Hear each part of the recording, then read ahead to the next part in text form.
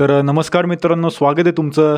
आपला Marathi Bigg Boss, भाऊंचा Bigg Boss आलेला आहे परत. आणि बिग बॉस मराठी सीझन 5चा रिव्ह्यू घेऊन आलेलो आहे आपण. रिव्ह्यू नंबर 1 म्हणजे एपिसोड नंबर 1चा आपण रिव्ह्यू घेऊन आलेलो आहे. तर एपिसोड नंबर 1मध्ये काय काय झालेलं आहे त्याच्याबद्दल आम्ही सगळी माहिती देणार आहे. तर एपिसोड 1मध्ये आपल्याला बघायला मिळालं की वर्षा उसगावकर हे मेकअप करत होते. आणि त्या मेकअप करत असताना बिग बॉसने त्यांना बोलवलं होतं लिव्हिंग रूममध्ये, सगळ्यांना 16 जणांना बोलवलं होतं. पण 16 जणांना बोलवलं जरी असलं तरी पण त्या एकट्या त्या बेडरूममध्ये मेकअप करत होत्या. आता काय बोलावं ह्याच्याबद्दल. त्यांनी हे नाही केलं पाहिजे. बाकीच्या 15 कंटेस्टंटचं ते डिसरिस्पेक्ट आहे. त्यांनी हे करायला नको पाहिजे होतं. एक मोठे सिनियर ॲक्टर्स आहे, बरीचशी जणं त्याला बोलणार नाही. तीच गोष्ट जर का दुसऱ्या कंटेस्टंटने केली असती तर हे नसतं चाललं.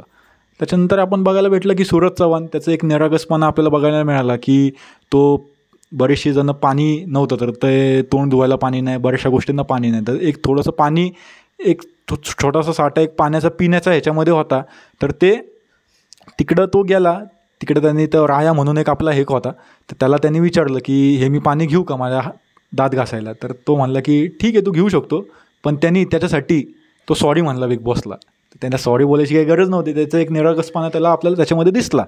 त्याच्यानंतर मग आपण बघितलं की बिग बॉसचा एक टास्क होता की त्याच्यामध्ये त्यांनी एक मस्तपैकी एक बुफे डिनर मस्तपैकी असा ठेवला होता की सगळ्यांना वाटलं की बाबा चला खायला. वर्षा उसगावकरला तिला पण वाटलं चला आपल्याला खायला. निखित आंबोलेला माहिती होतं की हे काहीतरी आपल्याला फसवेगिरी काहीतरी काढणार आहे. निखित आंबोलीवरती पण आपण थोडंफार बोलणार आहे.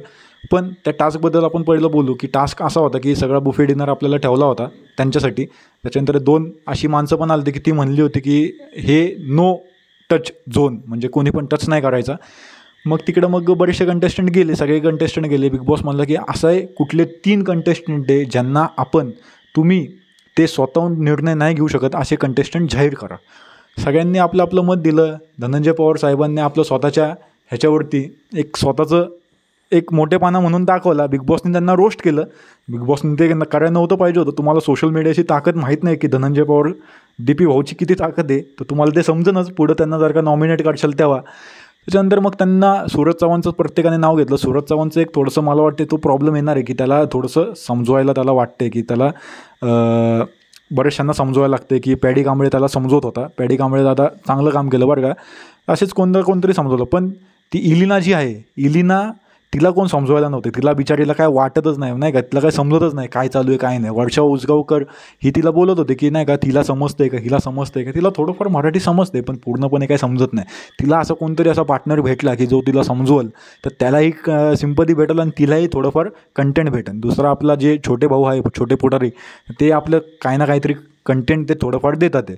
नंतर त्यांनी ते 3 नावं दिली बरं का सगळ्यांनी मिळून. 3 नावं अशी होती की आपले अभिजित, आपले हे भाऊ कोल्हापूरचे भाऊ, त्याच्यानंतर आपले दुसरा म्हणजे आपला सूरज चव्हाण, तिसरी म्हणजे इलिना. या तिघांना हे दिलं की त्यांना म्हणले की हे तिघं निर्णय नाही घेऊ शकत. आता पुढच्या एपिसोडमध्ये आपल्याला दिसणार आहे म्हणजे उद्याच्या की ते असे 3 जणं जाणार आतमध्ये आणि त्यांना बिग बॉसचे जे कॉईन आहे त्याच्यावरती ते वापरून त्यांना बरेचसे खरेदी करायचे आहेत वस्तू, तर ते राडा घालणार आहे. त्यानंतर आपण दुसरं म्हणजे अरबाज आणि निखित आंबोलीचं एक काहीतरी लव कनेक्शन काहीतरी चालू होतं. तर मला एक सगळ्या प्रेक्षकांना सांगायचं आहे की अरबाज पटेल जो खेळाडू आहे तो बराचसा चालक खेळाडू आहे. कारण की त्यांनी स्प्लिट्सविलामध्ये पण एका पोरीला असंच हे केलेलं आहे. कारण की त्याचं लग्न ठरलेलं आहे.